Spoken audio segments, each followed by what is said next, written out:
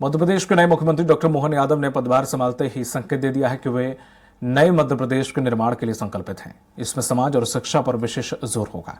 इसलिए उन्होंने मुख्यमंत्री के रूप में पहला फैसला धार्मिक स्थलों पर बजने वाले ध्वनि विस्तार के यंत्रों की आवाज पर कंट्रोल किए जाने का लिया। साथ ही मांस मछली की खुलेआम बिक्री पर रोक लगाने का फैसला लिया। पहला फैसला परीक्षा के समय विद्यार्थियों को राहत देगा। दूसरा फैसला उन समाज के लिए नई उम्मीदों का होगा जो इस तरह के मांस मछली की बिक्री से परेशान थे और लंबे समय से इस पर रोक लगाने की मांग कर रहे थे। फैसले इसलिए नहीं गए बल्कि उन अमल भी उन पर शुरू हो चुका है। मांस मछली की अवैध जो दुकानें हैं वो खुद मुख्यमंत्री के गृहनगर उज्जैन में सबसे पहले बंद कराई गई हैं और यह संकेत है कि मध्य प्रदेश में मोहन राज शुरू हो गया है। देखिए रिपोर्ट।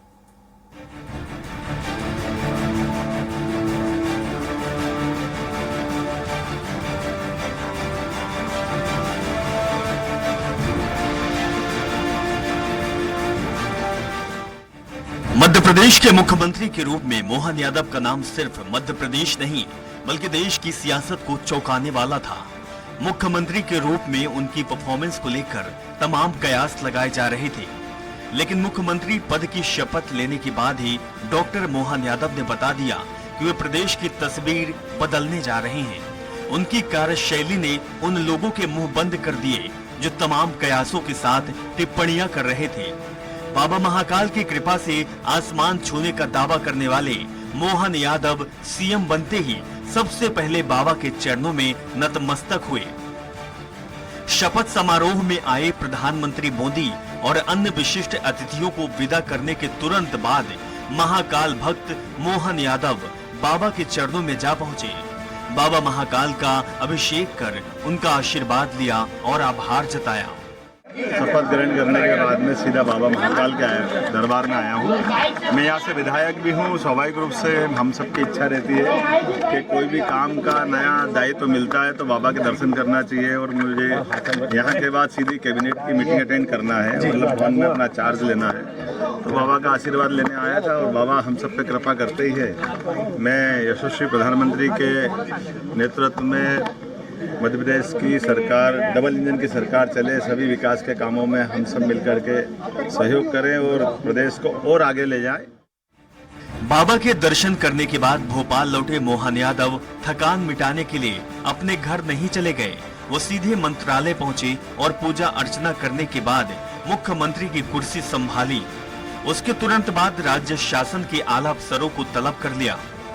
अफसरशाही के दो टूक समझा दिया कि उनके किसी फैसले में किंतु परंतु नहीं चलेगा। फैसले पर तुरंत अमल होगा। साथ ही चुनाव में भारी बहुमत के साथ जीत कराई भाजपा के संकल्प पत्र को लागू करने का संदेश दे दिया। अफसरों से फुर्सत पाते ही कैबिनेट की बैठक कर डाली। अभी बैठक में मुख्यमंत्री के अलावा 2 डिप्टी सीएम ही हैं, लेकिन कैबिनेट की बैठक में भी सीएम ने संदेश दिया कि मध्य प्रदेश में मोहन राज हटकर होगा। मुख्यमंत्री डॉक्टर मोहन यादव ने अपनी पहली कैबिनेट बैठक में अपने सख्त तेवर दिखाए। जिन समस्याओं के लिए आम जन और युवा लंबे समय से मांग कर रहे थे, पहली कैबिनेट में ही मुख्यमंत्री डॉक्टर मोहन यादव ने उसे पूरा कर दिया। प्रदेश में छात्रों की परीक्षाएं पास आ गई है, पर ध्वनि प्रदूषण के कारण वे अपनी पढ़ाई नहीं कर पा रहे थे। तेज आवाज में बजते लाउड स्पीकर, डीजे उनकी पढ़ाई में खलल पैदा कर रहे थे। कैबिनेट के पहले आदेश में रात को 10 बजे से लेकर सुबह 6 बजे तक ध्वनि विस्तारक यंत्रों पर रोक लगी और उनके आवाज के डेसिमल के मापदंड तय किए गए। ये छात्रों के लिए वरदान साबित होगा। मंत्रिपरिषद द्वारा प्रदेश के सभी जिला मुख्यालयों पर संचालित अग्रणी यानी कि चिन्हित महाविद्यालयों को पीएम कॉलेज ऑफ एक्सीलेंस के रूप में उन्नयन किए जाने के संबंध में निर्णय लिया गया। वर्तमान में प्रदेश में कुल 570 शासकीय महाविद्यालय संचालित हैं। प्रदेश के जिला मुख्यालयों पर संचालित अग्रणी यानी कि चिन्हित महाविद्यालयों में सभी संकायों में सुविधाओं में वृद्धि करते हुए अग्रणी महाविद्यालयों को पीएम कॉलेज ऑफ एक्सीलेंस के रूप में उन्नयन किया जाएगा।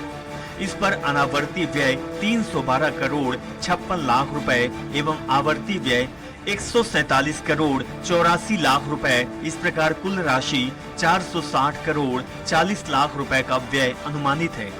ये फैसला बताता है कि मध्य प्रदेश की उच्च शिक्षा मंत्री के रूप में नई शिक्षा नीति को मध्य प्रदेश बहुत बेहतर ढंग से लागू कराने वाले डॉक्टर मोहन यादव प्रदेश की शिक्षा व्यवस्था में बड़े बदलाव करेंगे ताकि प्रदेश की शिक्षा व्यवस्था बेहतर हो सके। एक निर्णय हमने किया है कि हर जिले के अंदर युवाओं के लिए एक एक्सीलेंस कॉलेज बनाया जाए, जो सभी प्रकार की नई शिक्षा नीति के माध्यम से सभी कोर्स की वो पढ़ाई वहाँ हो सके। लगभग 52 कॉलेजों का चयन हम कर रहे हैं। अगले सत्र से ये सभी कॉलेज चालू करेंगे जिसमें सभी प्रकार के कोर्स, अगर वो है तो पीजी होंगे, बस की व्यवस्था होगी और प्रधानमंत्री एक्सीलेंस कॉलेज के नाम से उनको जाना जाएगा। मुख्यमंत्री के रूप में मोहन यादव के पहले ही दिन के जिस फैसले पर देशव्यापी प्रतिक्रिया हुई वह मांस मछली आदि की अवैध और खुले आम बिक्री पर रोक लगाना था। जैन समाज के साथ अन्य समाज भी खुले में मांस मछली बिना अनुमति के बेचने का लगातार विरोध कर रहे थे, साथ ही शासन से इस पर रोक लगाने की मांग कर रहे थे। मुख्यमंत्री डॉक्टर मोहन यादव ने इस पर रोक लगाकर पूरे समाज को एक बड़ी राहत दी। मुख्यमंत्री ने यह फैसला लेकर बता दिया कि मध्य प्रदेश में शुरू हुए मोहन राज में समाज की समस्याएं किस तरह से दूर की जाएंगी। उनके इस फैसले से तुष्टीकरण समर्थकों ने काफी बवाल मचाया, लेकिन भाजपा ढाल बनकर मुख्यमंत्री के आगे खड़ी हो गई। साफ कह दिया गया कि तुष्टीकरण किसी हालत में नहीं चलेगा। समाज के हित में फैसले कांग्रेस या किसी दल किसी कट्टरपंथी ताकत से पोंछकर नहीं लिए जाएंगे। एक्ट है, उस एक्ट का पालन नहीं करेंगे और अगर सरकार ने निर्णय लिया तो उनको हर चीज पर आपत्ति होने लगी। कांग्रेस से पूछ कर करेंगे। तुम्हारा माइक बज रहा है, सुबह से बच्चों की परीक्षाएं चल रही, जब जिसकी मर्जी होती है माइक चलाने लगते हैं, जब जिसकी मर्जी होती है छाती पीटने लगते हैं। मुख्यमंत्री मोहन यादव ने बता दिया कि मोहन राज में प्रशासन तंत्र को कैसे काम करना है। उसके मायने 2 ही टारगेट होंगे। पहला बीजेपी के चुनाव संकल्प पत्र को लागू करना और दूसरा पीएम मोदी की जनहित की गारंटी को अमली जामा पहनाना है। चुनाव में पार्टी द्वारा जारी किए गए संकल्प पत्र का एक वचन पहले ही दिन पूरा कर दिया गया। मंत्रिपरिषद द्वारा तेंदुपत्ता संग्रहण दर 3,000 रुपए प्रति बोरा से बढ़ाकर 4,000 रुपए प्रति बोरा करने का निर्णय लिया गया। इसमें 45 लाख से अधिक तेंदुपत्ता संग्राहकों को 162 करोड़ रुपए का अतिरिक्त पारिश्रमिक प्राप्त होगा। उल्लेखनीय है कि तेंदुपत्ता संग्रहण दर वर्ष 2017 में 1250 रुपए प्रति बोरा थी।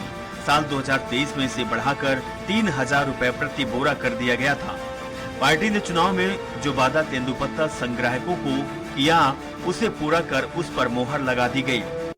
साइबर तहसील तेंदुपत्ता संग्रहण के लिए 3,000 की प्रति बोरा की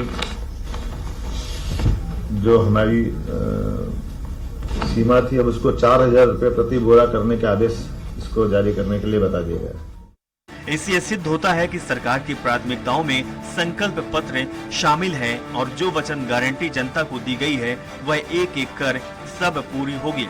इसी कड़ी में मुख्यमंत्री डॉक्टर मोहन यादव ने प्रदेश में 16 दिसंबर से आरंभ हो रही विकसित भारत संकल्प यात्रा के संबंध में कमिश्नर कलेक्टर्स को मुख्यालय में हुई वीडियो कॉन्फ्रेंसिंग से आवश्यक दिशा निर्देश दिए।